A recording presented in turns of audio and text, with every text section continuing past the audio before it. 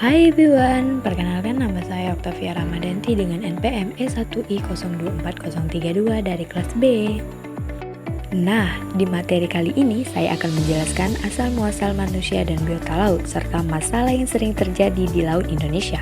Pasti kalian gak asing dengan masalah ini, kan? Yuk kita belajar lebih lanjut. Dengan berlatar belakang kondisi laut yang kaya akan keanekaragaman hayati, diharapkan ini dapat memberikan pemahaman yang luas tentang biota yang ada di laut, potensi dan fungsi biota laut untuk manusia, serta permasalahan-permasalahan pada biota laut. Menurut sejarah, lautan terbentuk sekitar 4,4 miliar tahun yang lalu. Namanya awalnya bersifat asam dengan air mendidih dengan suhu sekitar 100 Celcius. Karena panasnya bumi pada saat itu.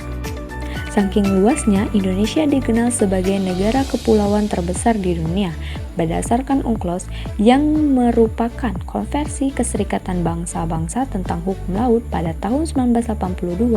Total luas wilayah laut Indonesia sekitar 5,4 juta kilometer persegi yang tersebar dari Sabang sampai Merauke.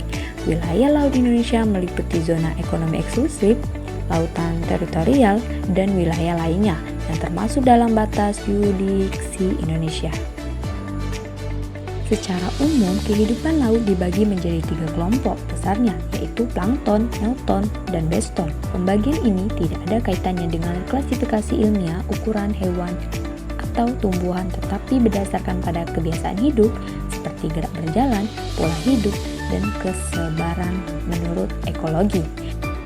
Di Indonesia memiliki luas sekitar 30 km persegi dengan berperan penting dalam ekosistem laut karena merupakan habitat ikan dan biota perairan lainnya.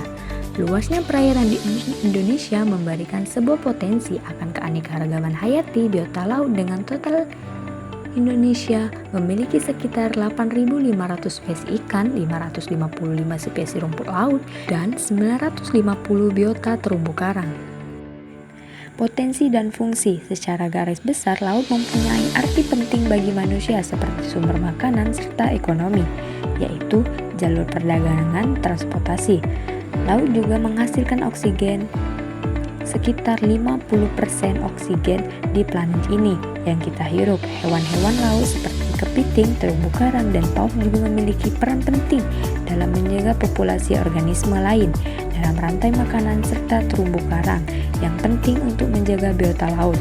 Terumbu karang juga melindungi pantai dari abrasi, peran yang sangat penting dalam menjaga keseimbangan ekosistem laut. 1. Kepiting, biota laut yang banyak digunakan dalam industri perikanan. Kepiting juga memiliki peran penting dalam menjaga ekosistem laut dengan mengontrol populasi hewan invertebrata lain seperti kerang dan tiram. 2. Terumbu karang, ekosistem laut yang sangat penting. Biota laut yang tidak hanya menjadi tempat tinggal bagi berbagai spesies ikan dan biota laut lainnya. Terumbu karang juga memiliki potensi besar dalam penelitian ilmiah dan mengembangkan obat-obatan baru bagi manusia. 3. Paus ialah mamalia laut yang besar dan kuat. Hewan ini memiliki peran penting dalam menjaga keseimbangan ekosistem laut dengan mengontrol populasi plankton dan ikan kecil. Paus juga memiliki nilai budaya dan spiritual bagi banyak komunitas pesisir seluruh dunia serta menjaga objek wisata alam yang mengumpulkan secara ekonomi di beberapa daerah. Permasalahan biota laut.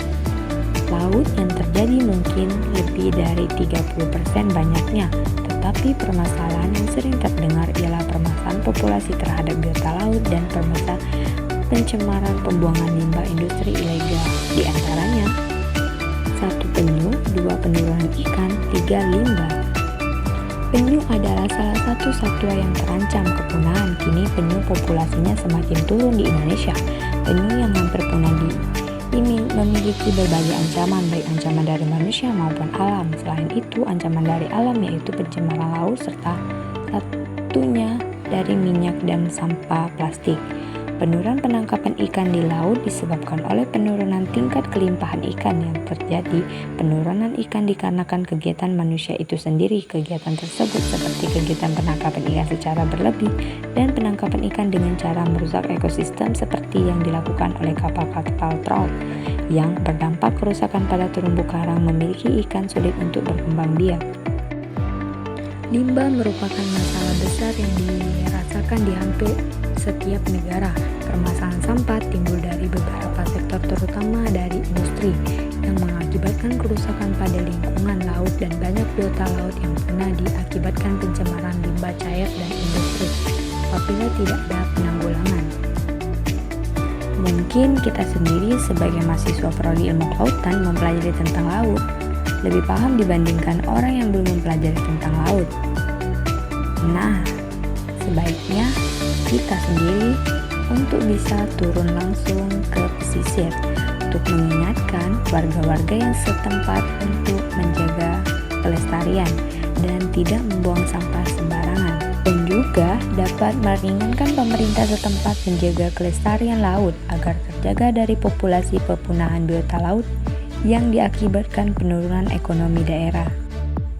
Saya percaya bahwasanya setiap masalah pasti ada solusi bagi kurangnya biota laut yang terancam punah diakibatkan pada lingkungan tempat tinggal biota. Upaya kita untuk menjaga kelestarian laut sendiri bisa mulai dari hal seperti tidak membuang sampah sembarangan ke